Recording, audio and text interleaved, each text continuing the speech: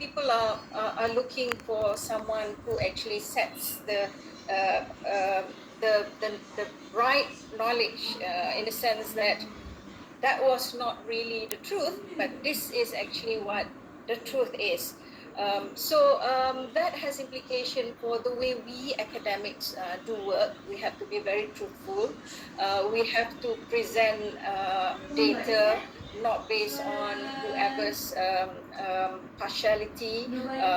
We have to be less politically biased. We have to be really thinking about what is best for the society, and as well as implication of how we develop our students, because honesty, telling half truth, and being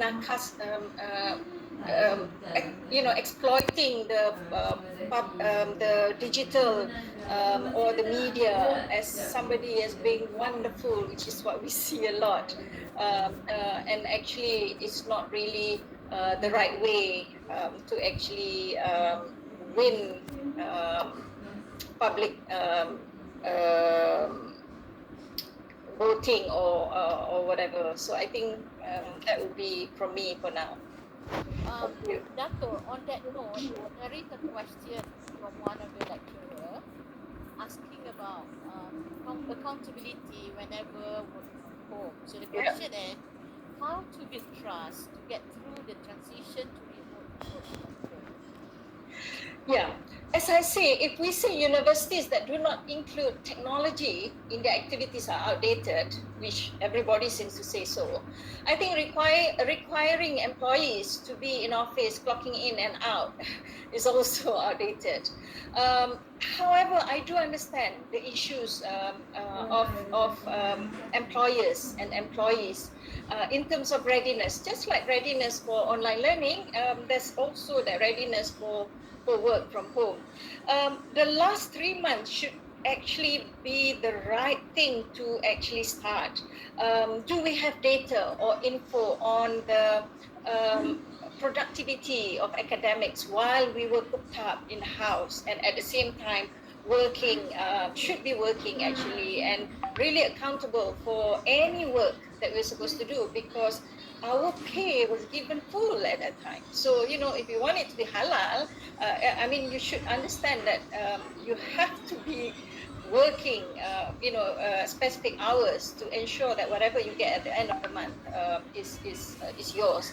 So I would love for universities to find out how actually the academics actually deal with work at home.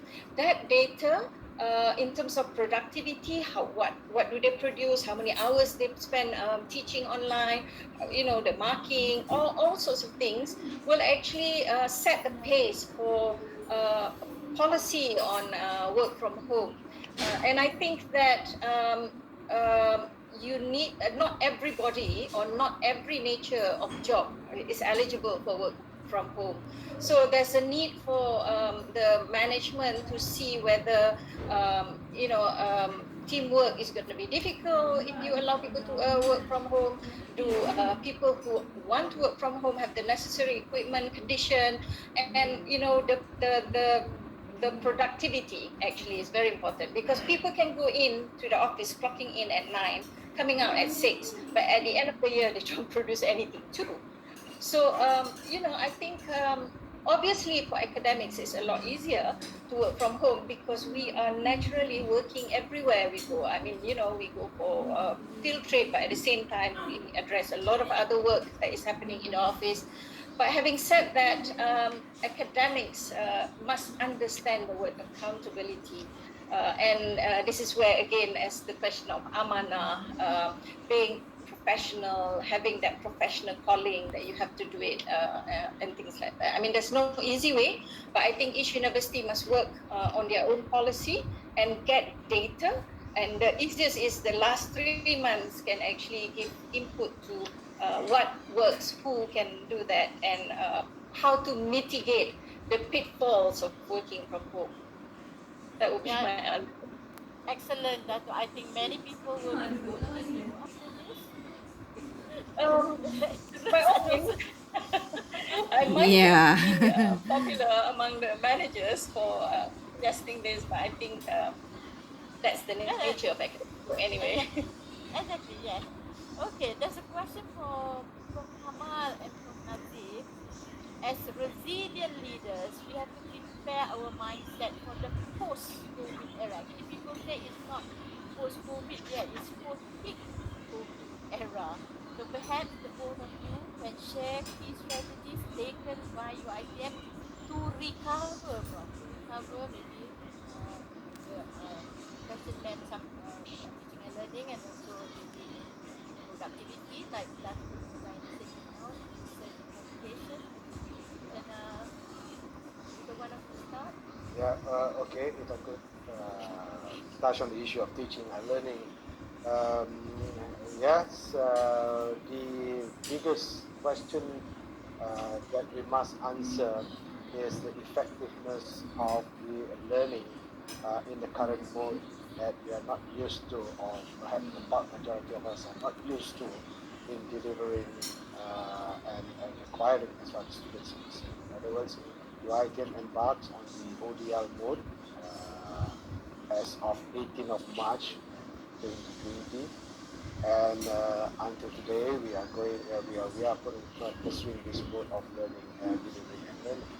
And the biggest concern is, of course, how effective this learning mode is as compared to the previous mode that we are so used to. And deans are mindful, I'm very mindful, and lecturers are mindful too, as because adjusting is a key one. But with the one positive part that I'm seeing among the lecturers, they are making attempts continuously in improving the delivery to the students. They are actually finding alternative modes in assessing whether the students are actually learning or not from them. And if you talk about again, I am very I am very mindful of this. Of basically, I'm very I'm stuck to this thinking that whenever you are extremely clear of the purpose that you want to become in the relationship between you and your students, to you and your organization, resilience will just come in. Perseverance will just come in. And you talk about trust for on your staff working at home. Well, let me tell you that if you have that trust deficit, it will occur even if the staff is in the office. So, so really the culture of perseverance, the culture of resilience is very much hooked up to the belief and the values that the lecturers are hanging on to and the purpose there. So perhaps that's what we should be working on. That's my take. Yeah. Yeah. From Nazif, do you have a response Yeah, to that? thank you, Prof. Again, again.